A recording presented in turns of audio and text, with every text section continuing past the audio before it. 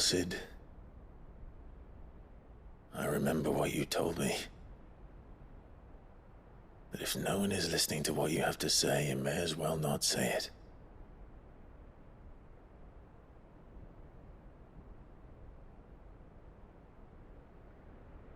But I will say this, old friend. Hugo Kuka is gone. His shadow looms over us no longer. It's a pity the Phoenix can't be in two places at once. If he'd have been with us, maybe he could have done something for the lost.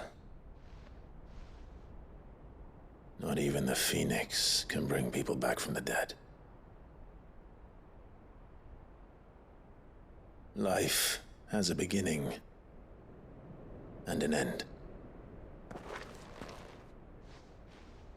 So we must live while we have the chance. And not as slaves to the crystals, but as free men. May we join you?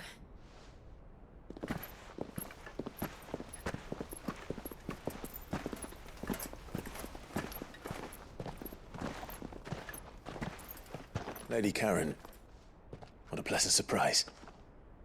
I thought I'd drop by and see how you were all doing before heading off to restock my supplies.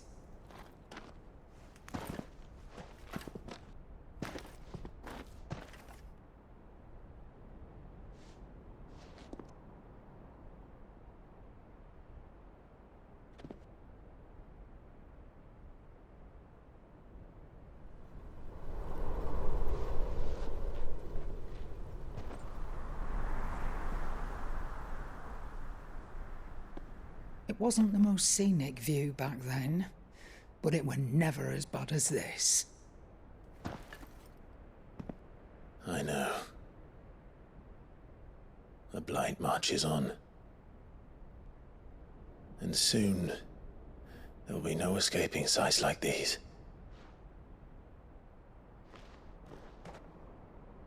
So our mission remains unchanged. We cannot stop until every Mother Crystal is gone, and their thirst for ether with them. The only one that remains in Storm is Drake's Tail in the Crystalline Dominion. Our next target. We're going to Twinside. It's the capital of the Empire these days. I wouldn't like to think how tightly guarded they've got the place. Not that that'll stop you. But we do well to scout it out before you go charging in. We would indeed. If you're off to the Dominion, you can take this great lump with you. Goods. Oh, I am sorry. Have you forgotten you're the most wanted man in the Twins? I thought you might like to disguise yourselves as the attendants of a travelling trader, assuming you've no better ideas. You wanted to buy yourself some tools, didn't you? Well, now's your chance. You're letting me go? With them? Oh, thanks, Nan! Stop that! You'll break me bones, you great galoot!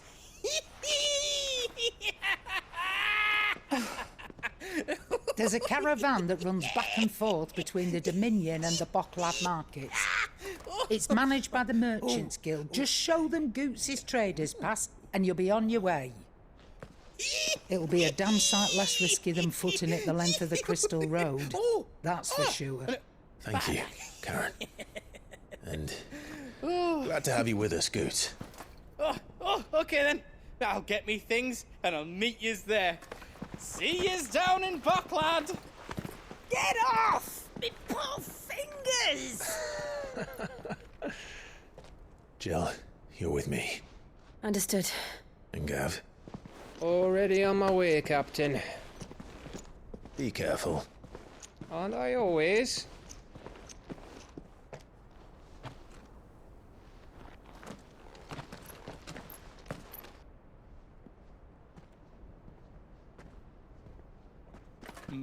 Do you see that, Sid? Your protégé's making a proper little outlaw of himself.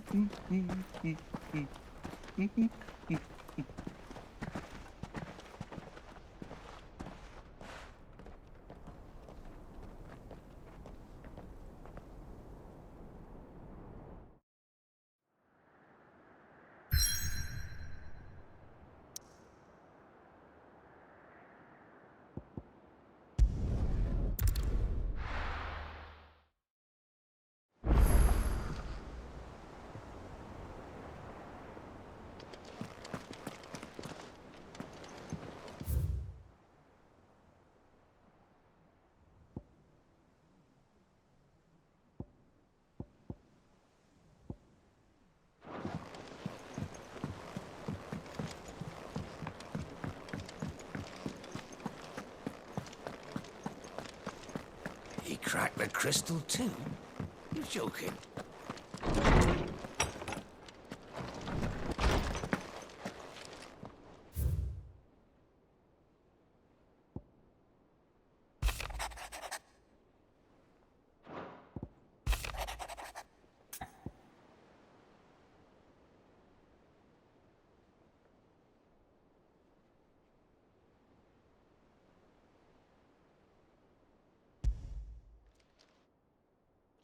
Hopefully it's nothing. But I should speak to Blackthorn just in case.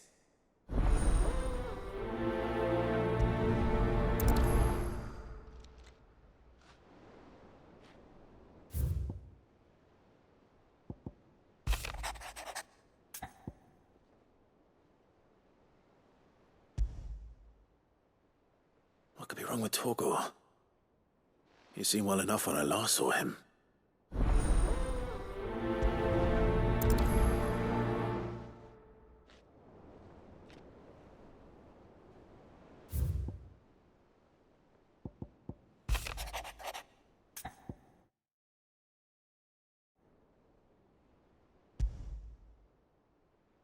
Trouble with the ledgers. Shouldn't he be asking Otto for help?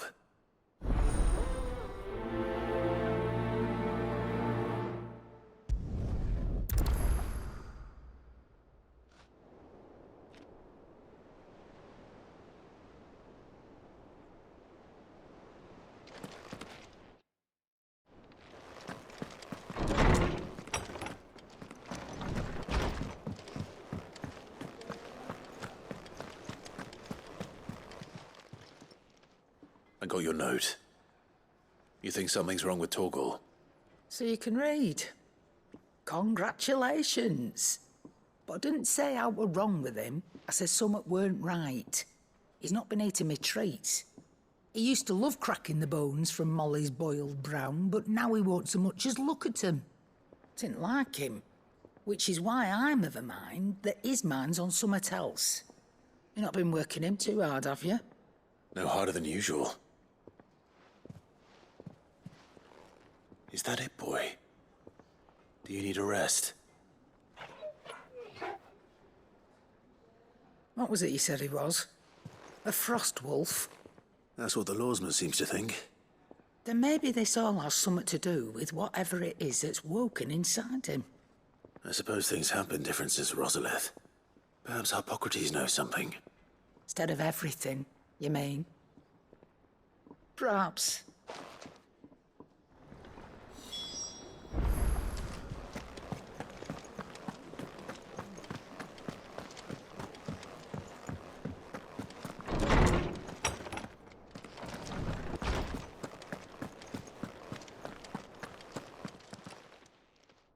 Lawsman, I need to ask you about Torgor.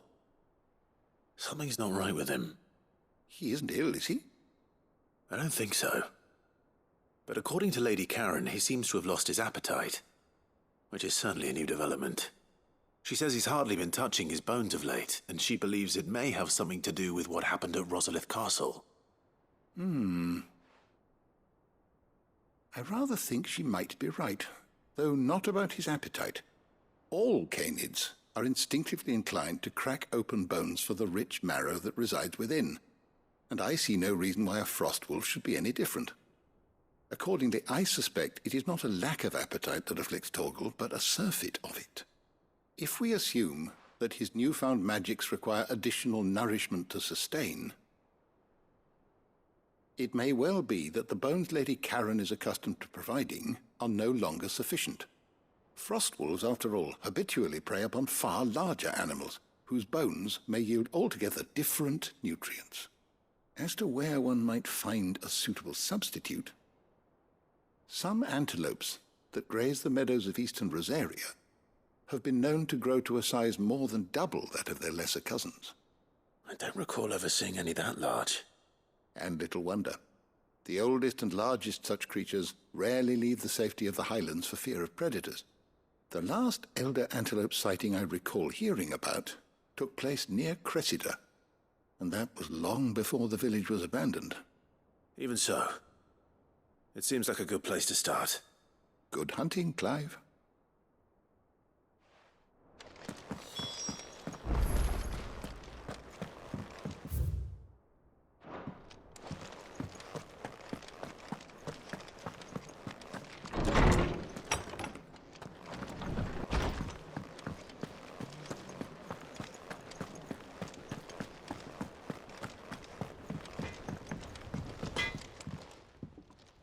Blackthorn, do you have a moment? Not really, no. This won't take long. I just wanted to ask how you're getting on. August was worried about you, that you might still be doubting your craft, even after learning the trick of that cuirass. Is there something else weighing on your mind? Perhaps sharing your thoughts might help.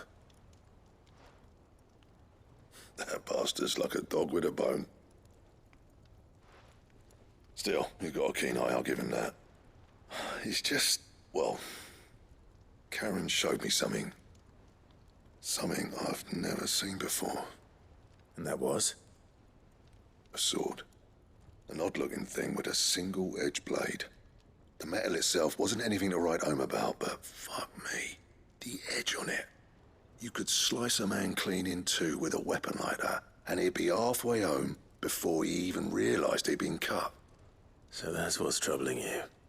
No. Not troubling me exactly. More distracting. Can't stop thinking, how do you get an edge that sharp? It's driving me mad. And if you knew how to do it, we could arm the curse breakers with even better blades. That's about the size of it, yeah. I'll see what I can find out. Sharper swords are always welcome. And we can't have our master blacksmith being distracted. You're a soft touch, you know that. But I can't say I'm not grateful for it. Good luck, eh? Thank you. Let's see what Karen knows about this sword.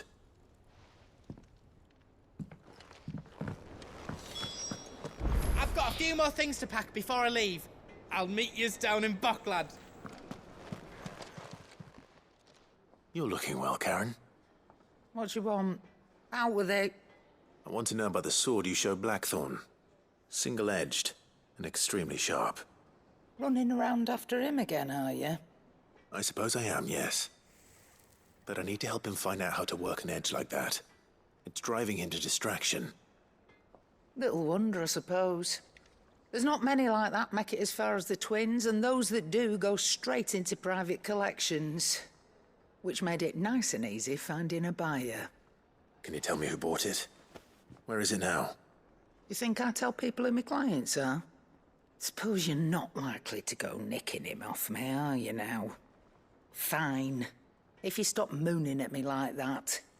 Lord Ignac's the man you want. Dalmekian bloke. Collects weapons and the like. And he's got more money than sense, which is why he's one of my favourite clients. Reckon he'll still be at the inn in Dalamill, where I left him. Thank you, Karen. Oh, and he's a touch eccentric, if you take my meaning. I appreciate the warning.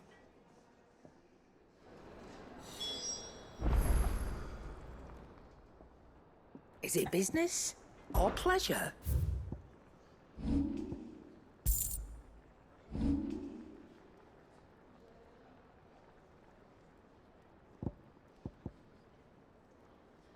Is that all?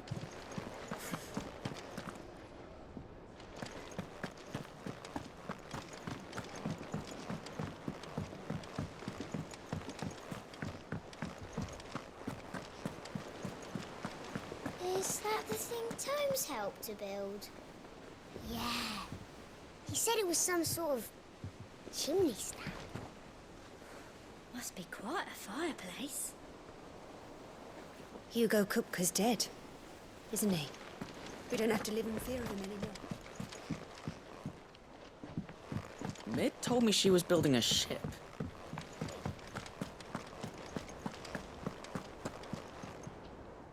Clive, did you get my letter? That's why I'm here. Shh. Otto won't be listening. Is this better? A little. Listen, I've some bad news. It turns out the hideaway may be slightly behind in its payment to certain lenders, and it's maybe my fault. But I swear to the goddess, I thought I had the numbers square. Sadly, that square turned out to be more of a circle. Zero, you might say. I can straighten it out, I swear, but it's gonna take some time, and I'm gonna need help keeping it from Otto. Bit late for that, I'd say. There you are! What a surprise! So let me get this straight. You forget to pay our lenders what they're due, and instead of coming straight to me, you get Clive to come to you. And I hope he'll dig you out of the hole you've dug for yourself. Clive, the man in charge of the place you've been cheerfully trying to bankrupt. And you thought this was a cunning plan. Why? Well, who needs paying? Oh, just Martha.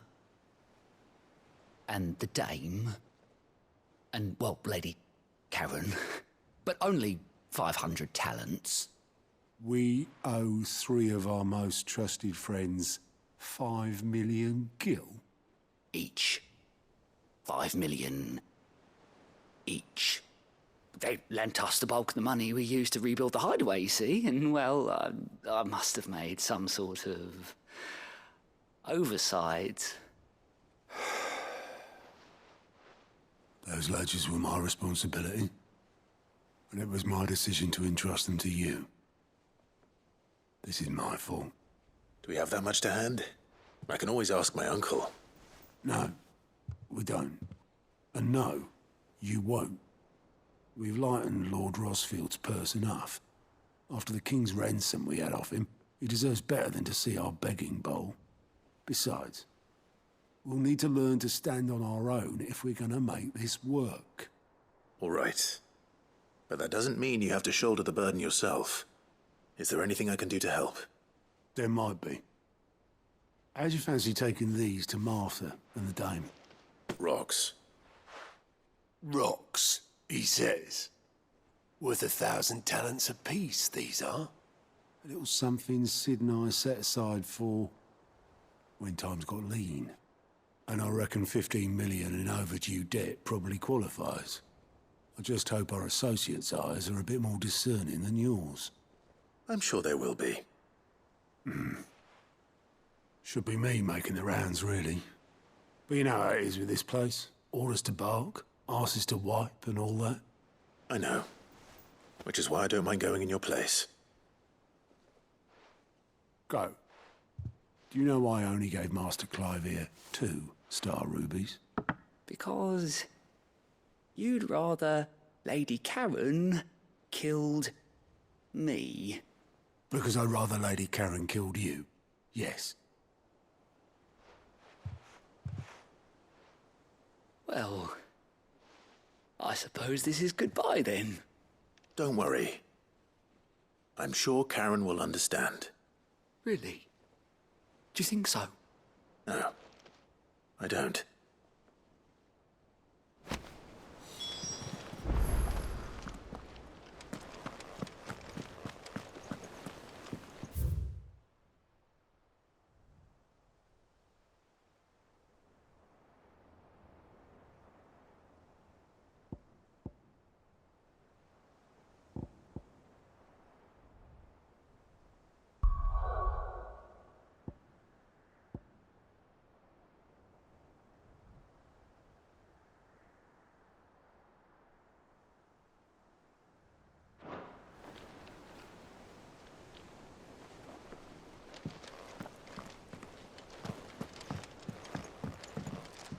Ah, my favorite pupil.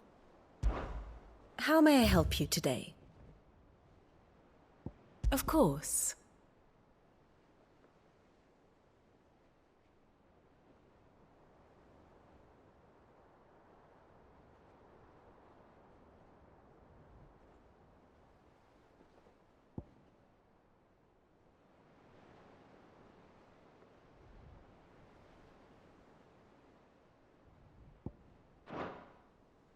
One must understand one's place in the world.